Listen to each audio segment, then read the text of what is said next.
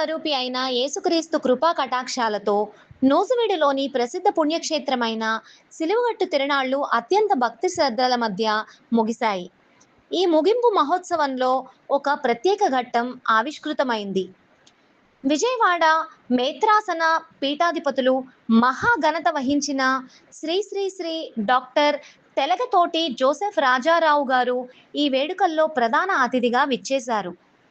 పరిశుద్ధ దివ్యబలి పూజను సమర్పించిన అనంతరం ఆయన భక్తులకు దివ్య సందేశాన్ని అందించారు. సిలువగట్టు పుణ్యక్షేత్ర విశిష్టతను వివరిస్తూ యేసుక్రీస్తును విశ్వసించిన వారు ఎన్నటికీ నాశనం కారు అని పీఠాధిపతులు ఉద్ఘాటించారు. మనందరినీ పాపాల నుండి విముక్తి చేసి రక్షించడానికి క్రీస్తు ఈ లోకానికి వచ్చారన్న సత్యాన్ని ప్రతి ఒక్కరూ గ్రహించాలని ఆయన పిలుపునిచ్చారు. యేసుక్రీస్తు మనందరికీ ఆరాధ్యుడయ్యారన్నారు.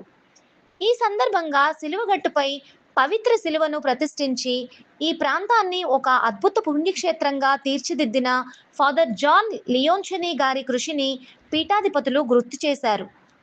బైబిల్లోని అనేక పవిత్ర వాక్యాలను, అర్థవంతమైన ఉపమానాలను ఉదహరిస్తూ ఆయన ఇచ్చిన సందేశం భక్తుల హృదయాలను హత్తుకుంది. ఈ పవిత్ర దివ్యబలి పూజ కార్యక్రమంలో పెద్ద సంఖ్యలో గురువులు, వేలాది మంది భక్తులు పాల్గొని పునీతులయ్యారు.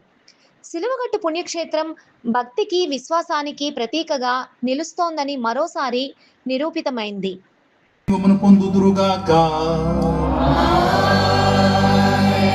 తనను తాను తగ్గించుకున్న ప్రభుని ఆదర్శం అనుసరించు మీరు కూడా అతని ఉత్థానములో భాగస్థులగుదురుగాక. సర్వశక్తిగా సర్వేశ్వర We